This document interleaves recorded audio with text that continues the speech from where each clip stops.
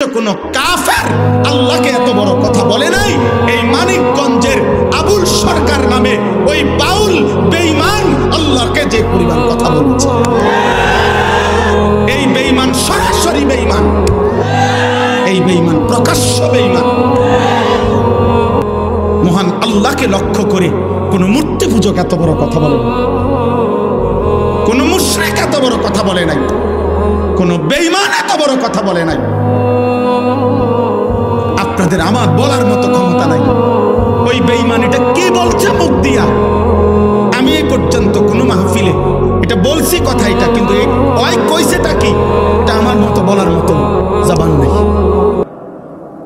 আপনারা শুনেন ওই কি বলছে, ও আল্লাহকে লক্ষ্য করে কি বলছে।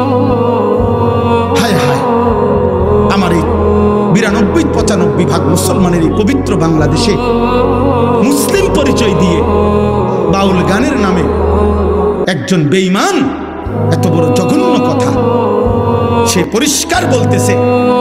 আল্লাহর ব্যাপারে এত জঘন্য কথা কল্পনাও করা যায় না। কোরআনের এই পরিমাণ বিকৃত ব্যাখ্যা।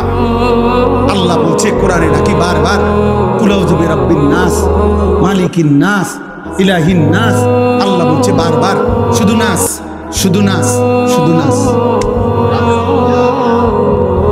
আপনি শোনেন মিয়া, আপনি শোনেন। আমি ব্যক্তিগতভাবে সারা দেশ জানে আমি কোনো রাজনীতির মানুষ না। আমার এই এলাকার মানুষও জানে আমি আজকে 10 বছর এই এলাকায়, আমি কোনো রাজনীতির মানুষ না। আমি রাজনীতির ভালো মন্দ বুঝিও না এতটা, কিন্তু আমি একটা রাজনীতির কোনো হিসাব বুঝি না। এটা নিয়ে দল টানাটানির বিষয় না, এটা দল টানাটানির বিষয় না। অন্য বাউল কি বলছে না বলছে এটা তাদেরও ব্যাপার না, বাকিদের বিষয়ও না। এটা শিল্পীরা কি বলছে সেটা তাদেরও বিষয় না। কিন্তু এই বেঈমান আবুল সরকার নামে যেই বেঈমান, যেই মুশরিক আল্লাহকে বিদ্রুপ করেছে, এর ফাঁসি, এর ন্যায্য বিচার, এর রাষ্ট্রীয় বিচার বাংলার জমিনে হতেই হবে। এটা হতেই হবে।